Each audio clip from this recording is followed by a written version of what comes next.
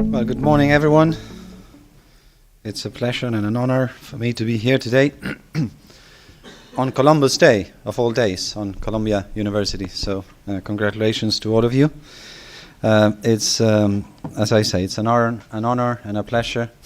And I thank the opportunity to the university, to CIPA, to OMFIF, to let us explain to you what we're trying to do right now in Argentina. Happy to see quite a few young faces around. I'm looking forward to your questions more than anyone else's. And the plan for the next 20 minutes, I believe, is for me to go through a PowerPoint presentation for the benefit of, thank you, some of you who are probably not too aware of what's been going on over the last 10 months or so. But we leave the best part for the living room, when we're going to get questions from Guillermo and David and from the audience. And let's hope that we're going to make it as interactive as possible. As Trish was saying, the title probably says it all. Most of you who have read something about Argentina and came into this meeting are wondering, why is it going to be different this time around? Aren't you? You are. And this is something that we, of course, ask ourselves. And, of course, the answer is that it will be different. And hopefully I will have enough time to explain why we believe this time is going to be different. But if there's one takeaway that you would rather take away today, is the following, before I get into the charts. When you look at this new administration, when you look at President Macri and his team, when you look at the finance team, which is getting kudos from the international community, don't think for a minute that that's the engine behind the change. The change is being driven not by us, but rather by the people. They voted for this change. They voted for putting an end to populism, despite the fact that most of them were, in a way, enjoying the benefits of populism. So change this time around is actually for real. And I would flip that around. If it doesn't happen, it's because we weren't able to make it happen, because we were not at the level that our people was asking us to be, because the demanding and the driving force for change is not this government, but our people. Let me say a thing or two about, the starting line, where we found things when we came to government. I don't want to spend too much time on this, but we need to spend some time on it for you guys to understand the size of some of the challenges that we've had to face from day one. It was quite an obvious thing for the world that the previous policies were unsustainable. Unfortunately, it was not that obvious for the previous administration. That's why they kept them to the limit. They were basically running out of reserves. We inherited a fiscal deficit that, depending on how you measure it or gauge it or look at it or whatever, is clearly north of 6 points of GDP. The economy had been stagnated for 5 years, not growing almost at all, with no growth on the labor market, and with very high inflation. Inflation averaging around 25% for around 5 years in a row. Usually inflation is an issue of overheated economies. This was quite the opposite, because the economy was not going anywhere. And the interesting thing is that any time in our history where you found the combination of these things, like an overvalued currency, a massive fiscal deficit, a closed economy, high inflation, no growth or little growth, the combination of all those things, usually in the case of Argentina and probably in any other experience, meant that you were going right into a financial, economic and probably social crisis as well. And probably, see, I saved you of the other elements in the list. But probably the most important thing we've done since we took office was that we averted that crisis. I mean, the crisis was almost inevitable.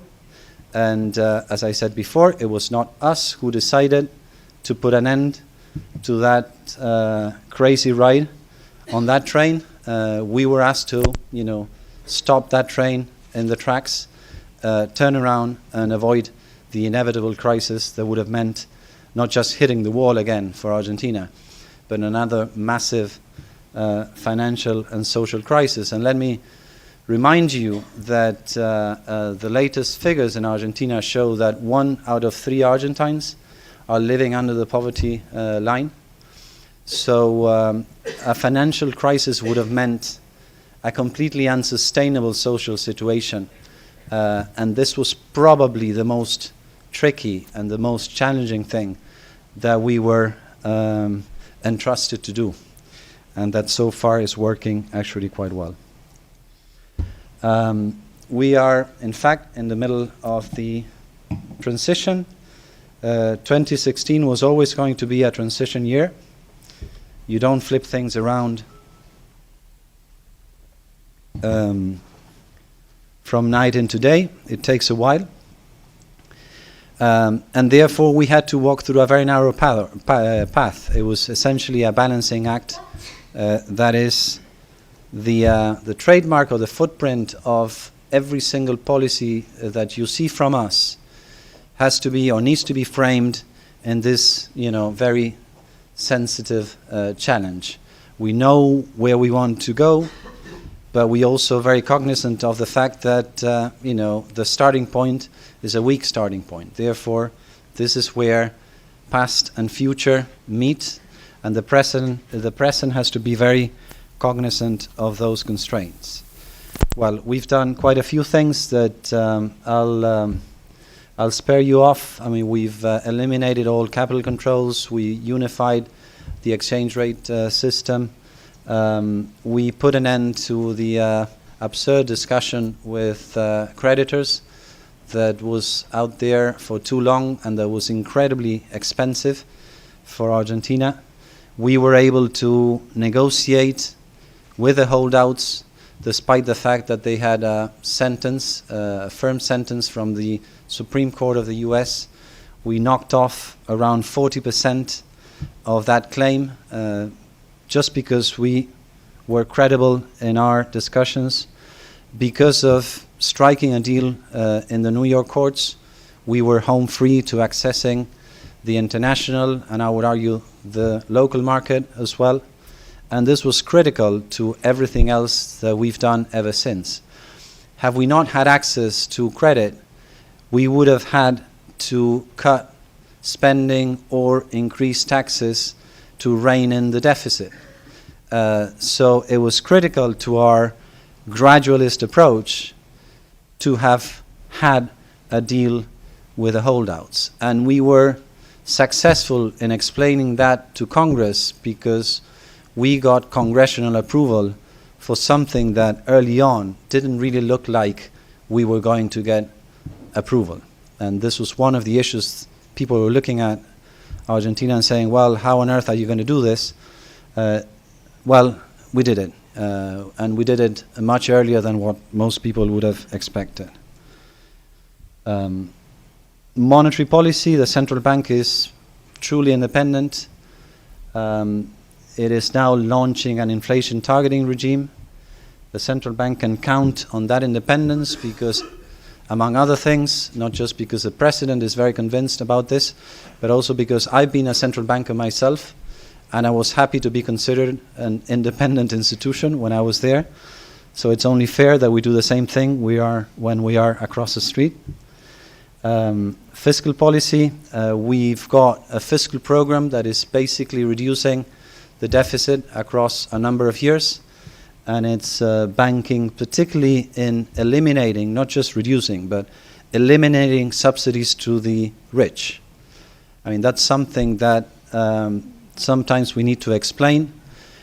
It would make a whole debate in the US. I'm not going to get into the debate issue, of course, and the locker room discussion or whatnot. But we were a country that did two amazing things for a number of years. First, we taxed exports in a world where competition is about, everything. But we were putting an onus on exporters who wanted to compete with the rest of the world. And we were this country out of so many other countries that we were so fond of giving paychecks away to the rich, because at least 50% of the fiscal spending on energy and transport subsidies that the previous administration went through ended up in the pockets of the 30% richest part of the population.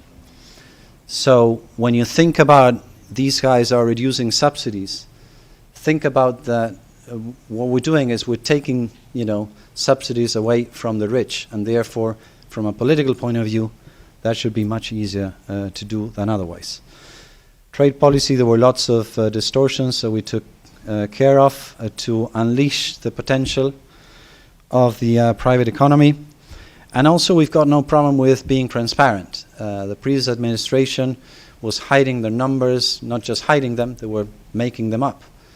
They completely destroyed the National Statistics Institute to the point that no one even paid attention to what the Statistics Institute would publish, because we all knew it was just simply not true. And therefore, we had to revamp the index, the Statistics Institute. We are now in conversations with the IMF such that they are allowed to do what they do with every other member of the IMF club, which is every other year check out what's going on and write a report on it. How bad is that? You tell me. But we've got no problem with, having other opinions of what we're doing and what's going on. We don't need to pay attention and to listen to the recommendations of the IMF, but we've got no problem with the IMF having a view on what we're doing, and there's truly nothing to be hidden or nothing to hide. More importantly, we are increasing our ties with other institutions worldwide, like the OECD. We are members of the G20 group of nations that has become so important right after the financial crisis. We sit on that table. We are no longer part of the problem there. We want to be part of the solution. And as an homage to that, we've been appointed as the hosting country for the G20 meetings during 2018, right after Germany, who will, they will host the meetings next year, and China this year. As of next year, we'll be part of the Troika. The Troika is made up of the current, the past, and the upcoming host. So that is also very important for us. We've got friends from Australia coming over to Argentina to help. We've got our people who will be part of the German team to organize that as well.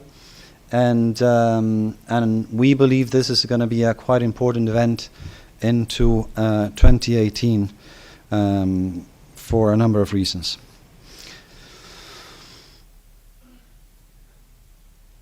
Let's see what we've got here. Okay, I mentioned poverty rates. I mentioned that as well. I mentioned inflation. I did mention something about sequencing.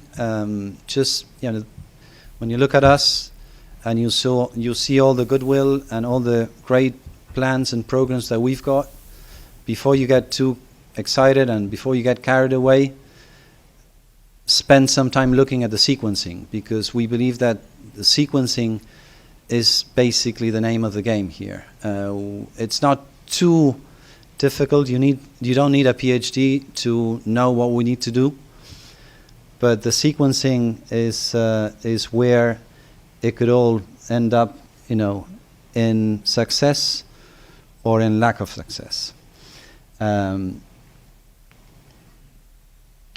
These are the things that we've done.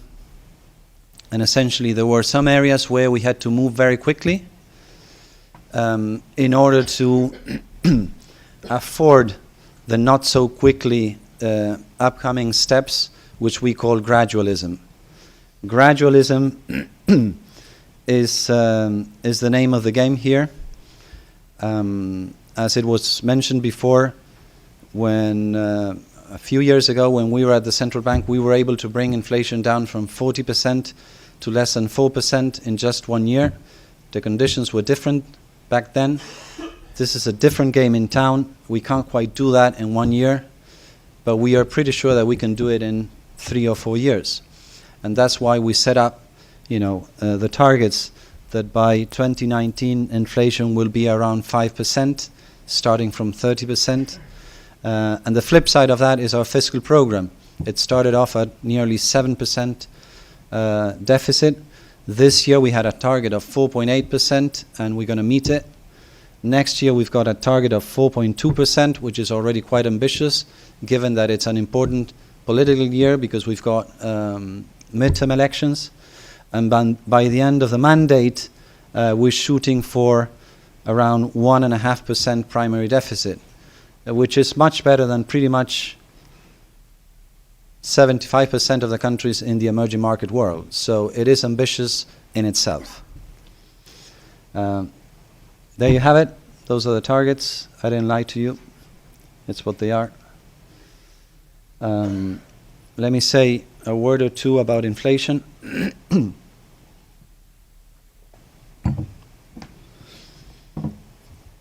This is, sadly enough, this is monthly inflation. We wish it was annual inflation. We will eventually get there. But,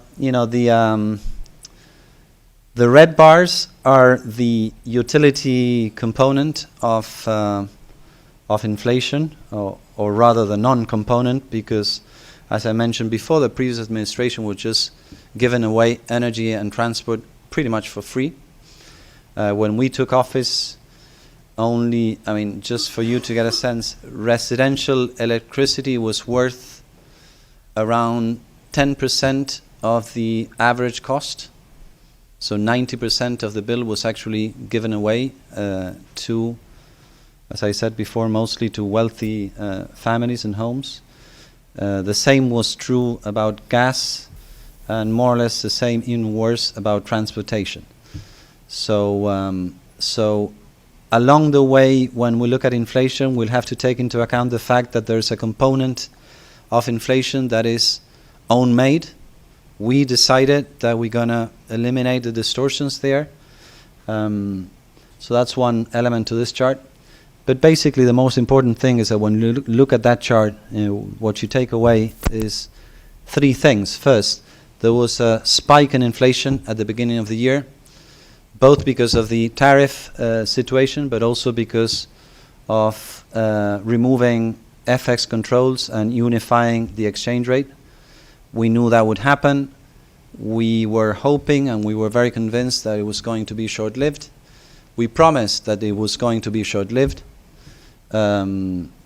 Most journalists made a lot of fun out of that because we promised that things would get better in the second half of the year. And things did get better in the second half of the year. So now they have to make fun of other stuff rather than what we promised and what we complied with. And that chart actually shows you that. That's the second thing. The gray bar has fallen quite significantly at the beginning of the second half of the year. And the green lines there are the targets we had set ourselves beforehand. Again, these are monthly rates. We were hoping for inflation to fall below 2% by September. It was already less than 1% in August. And we are hoping and we are shooting for inflation to fall around 1.5% by the end of the year. 1.5% already at the end of the year is more or less around the target that we've got for next year, which is 17% per annum.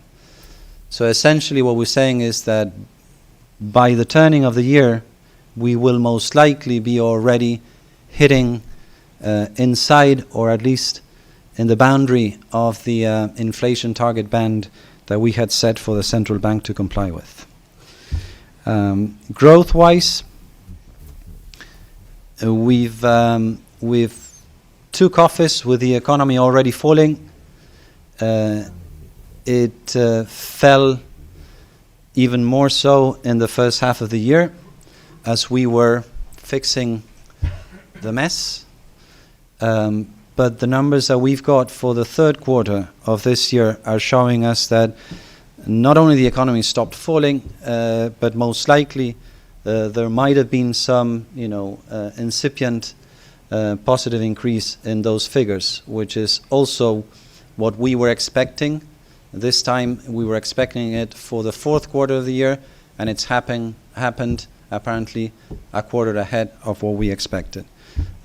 Tip for any of you guys who are thinking about eventually holding a public job in your countries: it makes a lot of difference if you can promise what you can deliver, and once you deliver it, your credibility being on the line, it gives you a much more space and much more room for policy making. Credibility is like the matter around which you build your policies. You learn about many policy tools in university. I'm not aware that they tell you enough about credibility. The fact that makes these policies work more than anything else is not so much brain, but rather the fact that other people believe in what you're doing. And for that, it's very important that you deliver on your promises. And that's probably the trademark of the Macri administration. We are very realistic about our program, about our projects, about our targets, because we know all too well that meeting the targets, it's all it takes for the sequencing to be right and for the targets to be met, basically. This is probably the final thought, or the next to final thought. Public opinion. I mentioned that change is not about this administration, it's about our boss, which is the Argentine people. This is how the Argentine people felt over the last 8 years or so, since 2006 onwards. The red line there is, this is an opinion poll nationwide. The red line is the personal or the current situation. When people polled are asked, well, how do you feel about your personal finances today?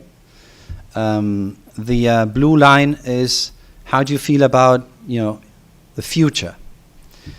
And one of the distinctive characteristics of populism, as we know it, is that you spend a lot more effort on the present situation than on the future.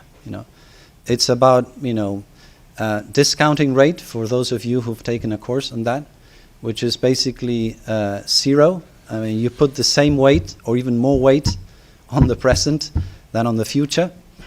And the Argentine people seem to have understood that pretty well, because throughout the Kirchner years, they were happier about the current situation than they were about the future prospects. They knew all too well that that was their opportunity to spend whatever they had to spend, because they were basically, the Kirchners were forcing you into spending even what you didn't want to spend on. When we took office, we've got the exact opposite situation. The current expectation element has fallen alongside with the recession. We're not surprised about that. But we are pleasantly surprised about the fact that, I don't know if it's green or blue. It looks blue in my screen here, but it might be green in yours. Yeah, it should be green because, it's... That's the whole point about it, isn't it? So we've never seen such a significant gap between the hope and the present.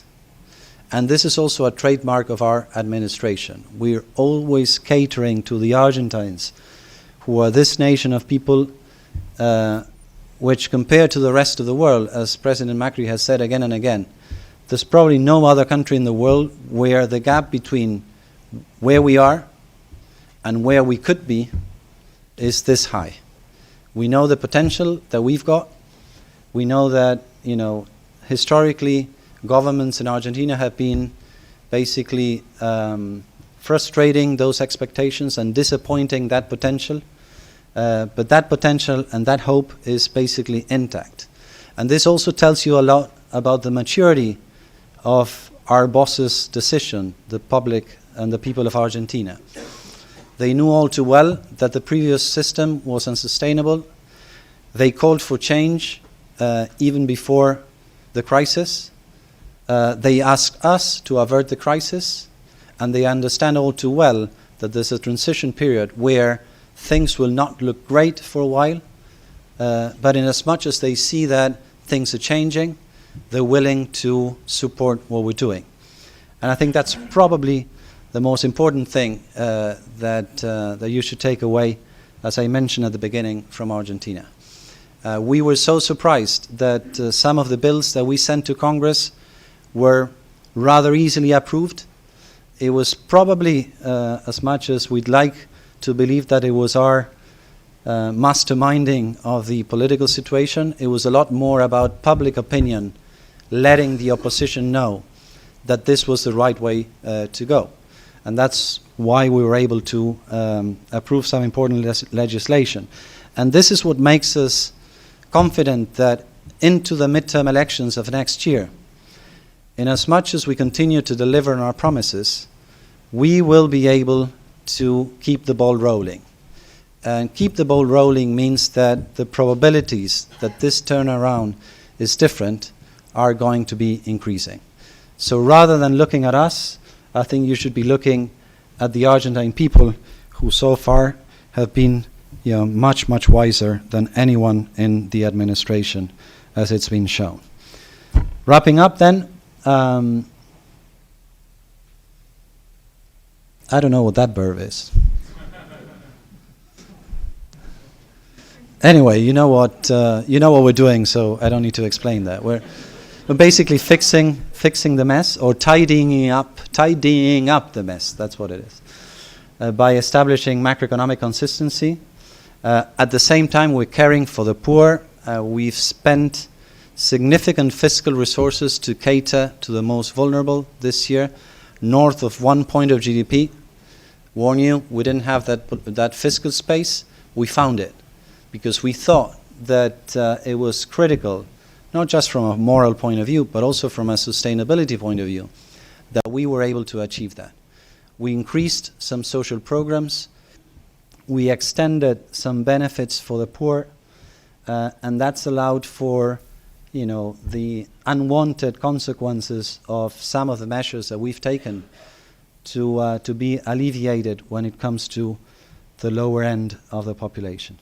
Restoring credibility is probably the most you've seen so far of our administration.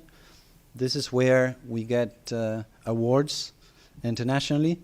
But there's one reason why we do that, because we believe that only by restoring credibility, only by being credible, only by creating the conditions for not just foreign but also local investment to thrive in our country, this will bring the jobs, and these jobs will allow us to march gradually but consistently towards the number one target of the Macri administration, which is ending poverty, and which is the pin that I'm wearing on my suit today.